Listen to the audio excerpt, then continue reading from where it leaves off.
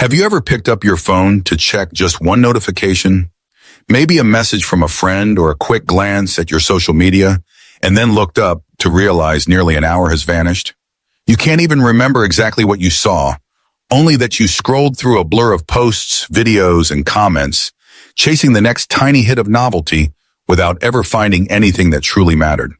It's not just the time that's gone, it's your focus, your energy, and sometimes even your mood. You feel restless, distracted, and somehow behind on everything else you meant to do. This is the silent cost of our social media bad habits. They sneak in quietly, disguised as harmless moments, but over days, weeks, and years, they carve away the very life we wish we had time for. The Stoics didn't live in a world of smartphones, but they knew exactly what it meant to lose yourself in distractions. Seneca warned, "It is not that we have a short time to live, but that we waste much of it." Every minute we give away to mindless scrolling is a minute we'll never get back time that could have been spent creating, connecting, or simply living in the present. Imagine if you could reverse that pattern. Imagine picking up your phone with purpose, knowing exactly what you'll do and when you'll put it down, and walking away with your focus intact. That's the power of combining Stoic wisdom with digital minimalism. It's not about throwing away your devices. It's about taking back your attention, your time, and your life from the endless scroll. Today, you're going to learn how. A few years ago, I met Mai. She was one of those people who seemed to carry a spark everywhere she went. Talented, ambitious, bursting with creative ideas that could light up a room. Yet if you asked her how she was doing, she'd sigh and say, "I'm just running out of time." Her to-do list was a living, breathing monster, growing faster than she could tame it. But the strange thing was, when night came and she sat in her quiet apartment, she often couldn't remember exactly what had eaten her day. Then one week, out of curiosity and a bit of desperation, she decided to track her hours, every single one. And what she discovered hit her like a bucket of cold water. Nearly 4 hours a day lost to social media. Not in meaningful conversations, not in learning something new, but in an endless loop of scrolling through feeds, watching short clips, liking posts, and reacting to content she would barely remember by the next morning. She told herself it was for inspiration, that she needed to stay in the loop, that it was harmless downtime. But deep down, she knew the truth. It wasn't purpose, it was habit. It was the reflex of reaching for her phone in every pause, every moment of boredom, every time she felt stuck in her work.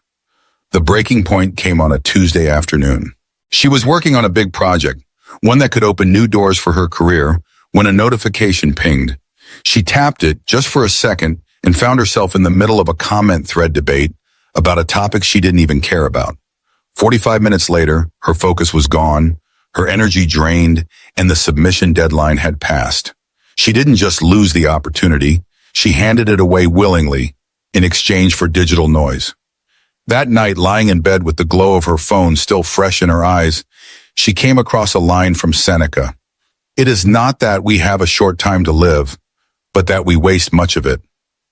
She stared at the words, realizing they weren't just about life in some grand philosophical sense. They were about her life right now. Her time wasn't being stolen by some thief in the night. She was trading it, one scroll, one click, one mindless moment at a time. And if she didn't change, she knew exactly how the rest of her days would disappear.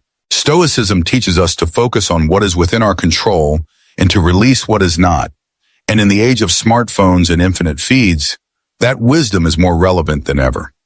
You can't control what people post online. You can't control how the algorithms are meticulously engineered to keep you hooked. And you can't control the constant flood of notifications designed to hijack your attention. But here's what you can control. You can control whether you open the app in the first place. You can control how much of your finite, irreplaceable time you allow it to consume. You can decide whether you live as a passive consumer of whatever the internet serves you, or as a creator and participant in life with intention. From a Stoic perspective, digital minimalism isn't about throwing your phone into the ocean or deleting every account you've ever made. It's about aligning your use of technology with your highest values. It's about pausing before you tap and asking yourself a deceptively simple but powerful question. Does this serve me or am I serving it?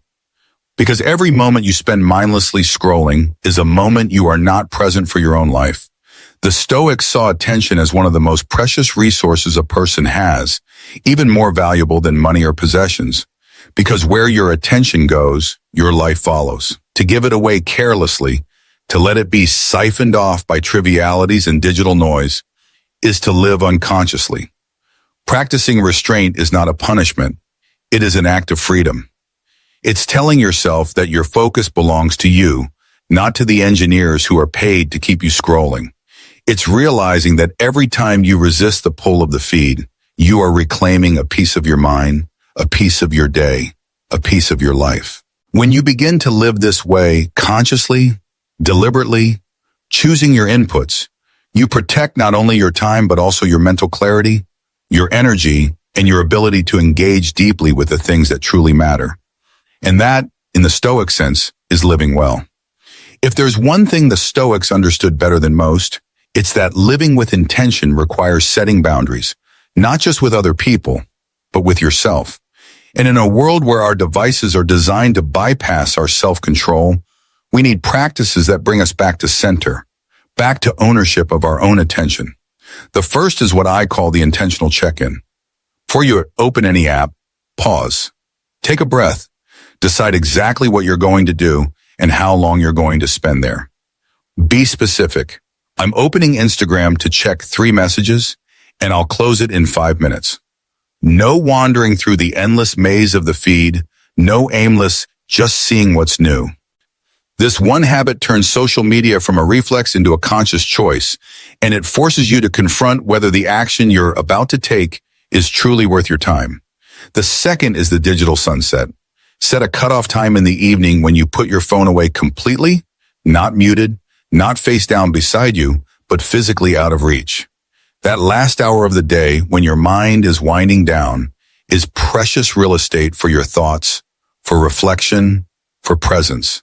Use it to read a book you've been meaning to finish, to journal about the day, or to have real-life conversations without the glow of a screen between you and another human being. When you reclaim your evenings from your device, you'll notice that your sleep improves, your mind feels calmer, and you end the day with intention rather than overstimulation. The third practice is what I call memento mori for attention. The Stoics used memento mori, remember you will die, not to be morbid, but to sharpen the urgency of living fully. Apply this to your attention. Ask yourself daily, if I only had 1 more year to live, would I spend 2 of those hours scrolling through videos I won't remember tomorrow? Suddenly, the things that felt urgent online start to look trivial, and the things you've been postponing, writing that book, calling that friend, starting that side project, rise to the top where they belong. For my change didn't start with deleting every app or going on a 30-day detox. It started with one simple rule: no social media in the first hour after waking up and the last hour before bed.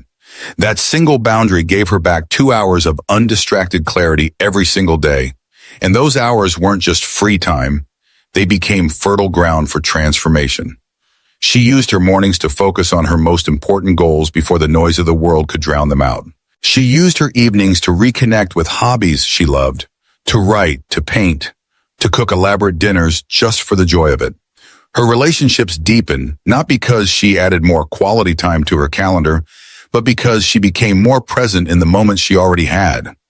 Over weeks and months, her entire rhythm of life shifted, not in some dramatic movie-like moment, but in the quiet accumulation of small, deliberate choices. And that's the heart of digital minimalism through a Stoic lens. Not renouncing technology, but reclaiming your authority over it. Choosing when, how, and why you engage, rather than letting the default settings of the digital world choose for you. When you live this way, you stop being a passive participant in someone else's attention economy and start becoming the architect of your own mind. Every time you resist the pull of the feed, you are not just saving time, you are voting for the life you want to live. And over time, those votes add up to a future you can be proud of. Social media is just a tool, one that can connect you to new ideas, teach you skills, and inspire you to grow. But like any tool, if you use it without intention, it can end up using you. And that's how most of us lose hours every single day, not in one big chunk we notice, but in 1,000 tiny scrolls, taps, and swipes. The danger isn't just the time lost. It's the focus, the creativity, and the presence we trade away without realizing it. Marcus Aurelius reminded us that we can control our minds, but only if we choose to. That means guarding our attention like it's the most valuable currency we own, because it is. Imagine if you reclaimed even half of the time you spend online each day. What could you create? What skills could you master? What projects could you finally finish? And most importantly, how much peace, clarity, and fulfillment could you bring back into your daily life? The next time you catch yourself mindlessly unlocking your phone, stop and ask, is this serving my purpose or am I serving the feed? That one question can be the break in the autopilot cycle. Your life is far too valuable to give away to an endless scroll that will never love you back. So start today. Set one boundary, protect just one block of your time, and commit it to something that actually matters to you. Do that consistently, and you'll notice something incredible. Your days feel longer, your mind feels clearer, and your life starts to feel like it's yours again.